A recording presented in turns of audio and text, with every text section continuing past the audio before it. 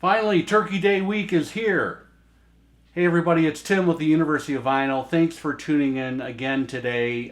If you're new to my channel, I hope that you will like what you see, and I encourage you to go check out the archives, the playlist. Today I'm going to do one of my more popular video types, and that is a video featuring albums that were all mastered by a single exemplary mastering engineer. And today I'm going to talk about Greg Calbi. Greg Calbi is still today one of the go-to mastering engineers in the business. He is currently back at Sterling Sound. He had been at Sterling Sound for, I believe, 20 years. He defected to Masterdisc for a period of time in the 80s, or maybe it was the 90s. But he is back at Sterling Sound now, and this is going to be a video featuring some heavy hitter LPs that should be in everyone's collection. If they're not, shame on you, and it's time to go start digging. So today, Greg Calbi. I will be right back.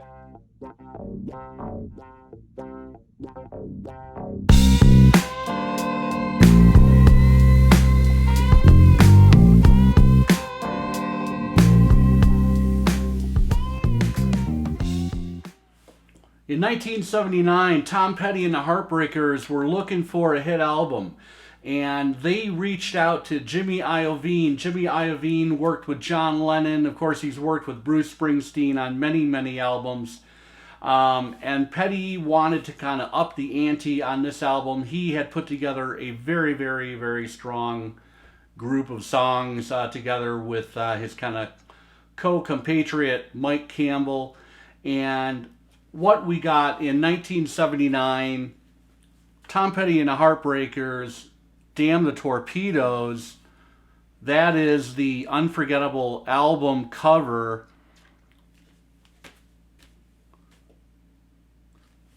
The copy I have is a early first issue. This album is incredible to this very day. It's on that Backstreet Records label. This is the one you want, by the way. You don't want to get a later MCA pressing. I've heard both iterations. I think the Backstreet Records pressings sound better.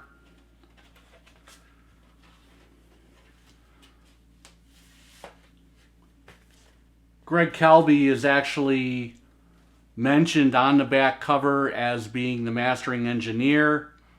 Up until Wildflowers, this was Tom Petty's masterpiece, in my opinion.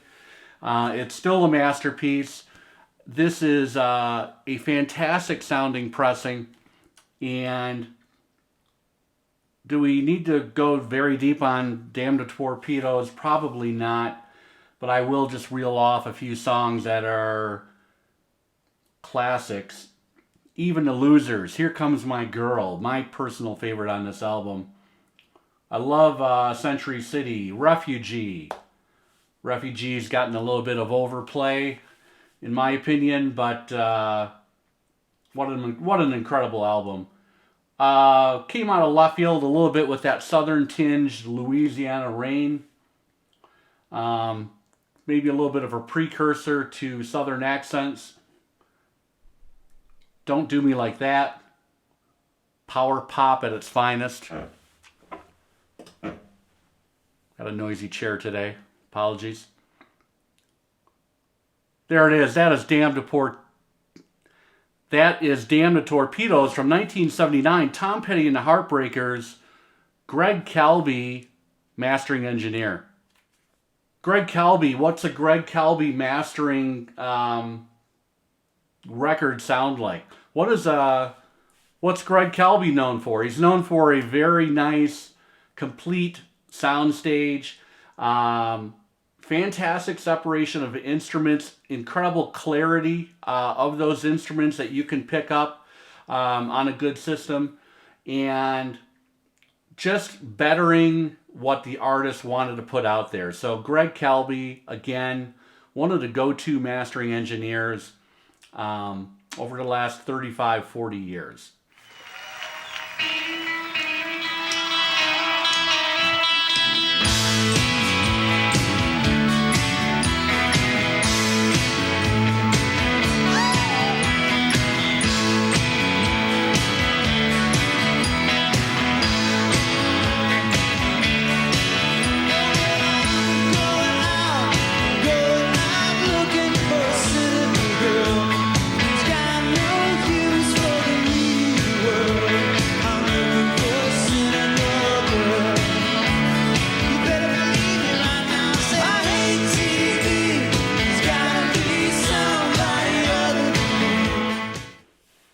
In 1982, there was a young Buddy Holly lookalike from Berkeley, Michigan, who had been bouncing around New York City for several years. He had been involved in a Buddy Holly Broadway production and landed a record deal.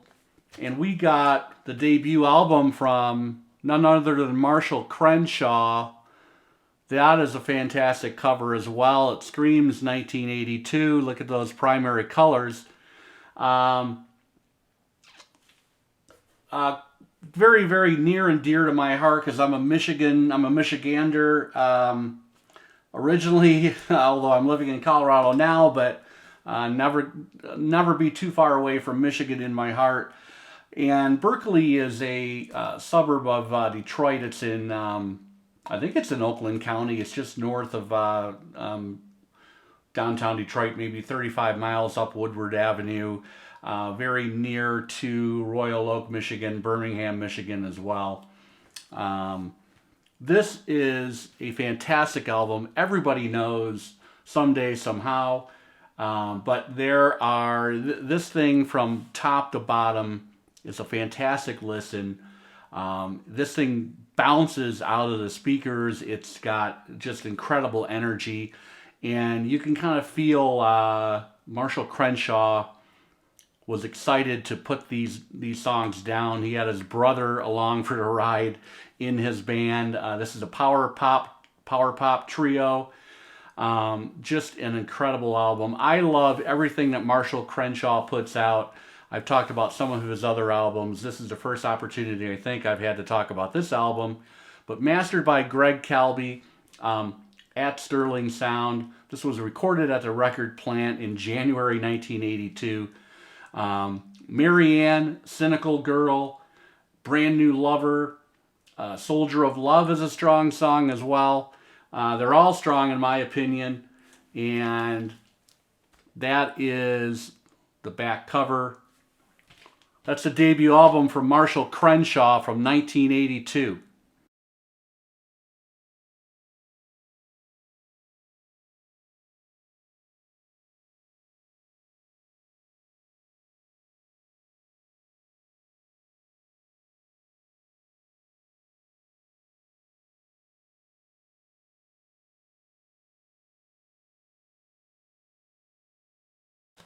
Also from 1982, from Athens, Georgia. Need I say anything else?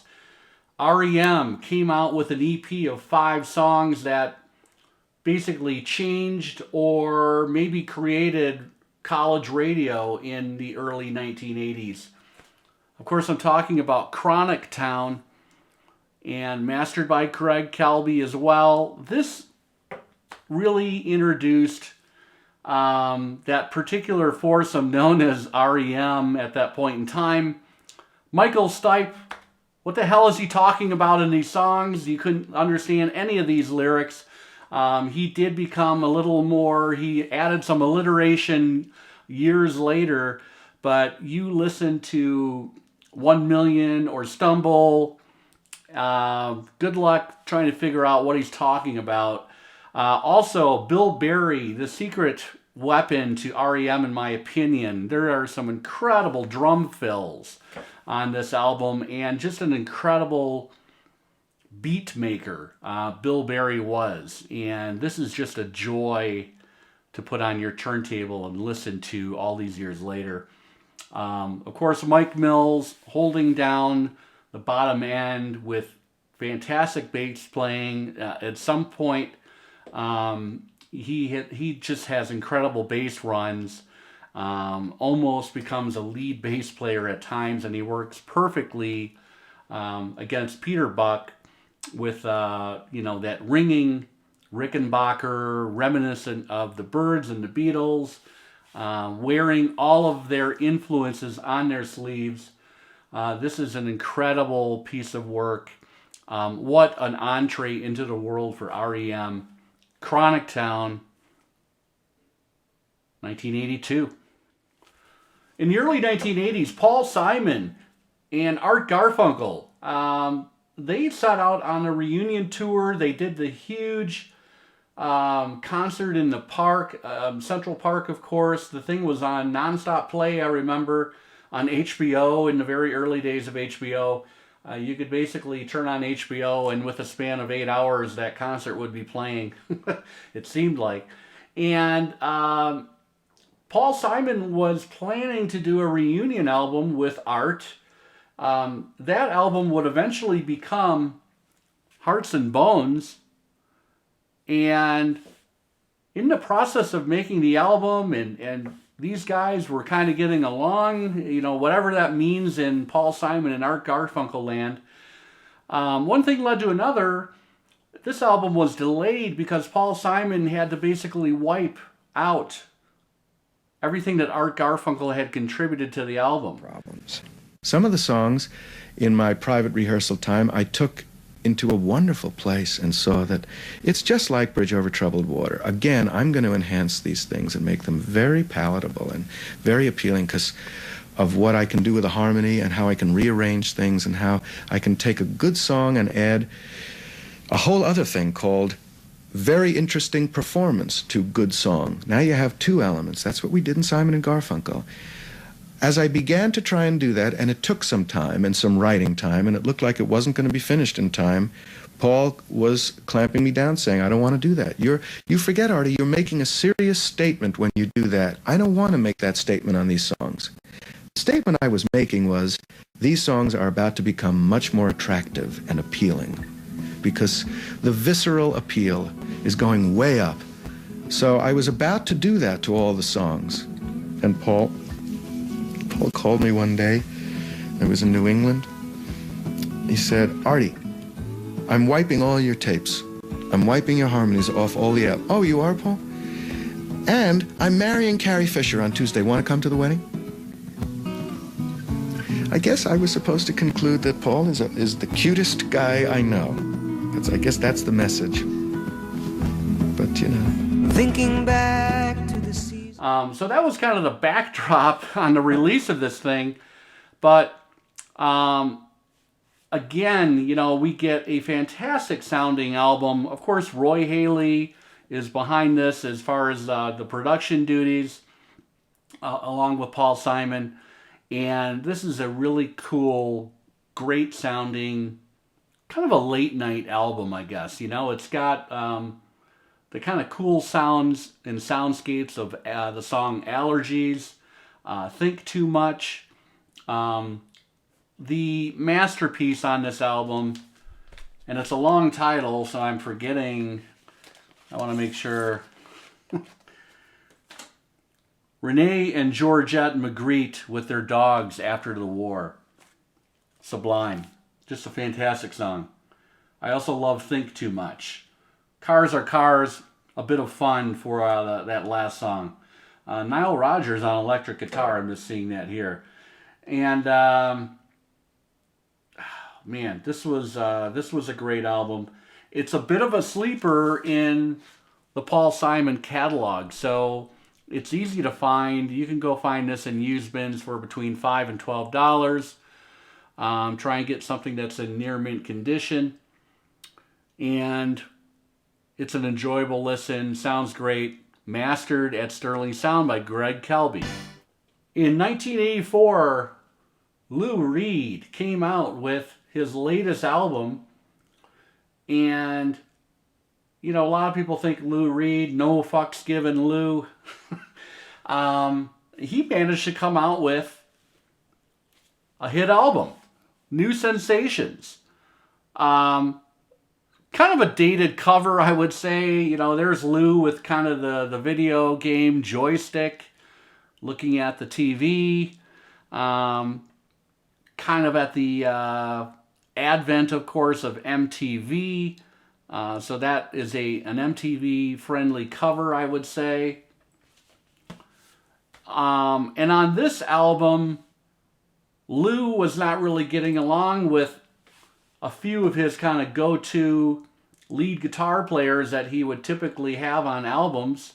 So he decided to do lead guitar and rhythm together as Lou does. And I have to hand it to Lou. There's some very tasteful playing on this album.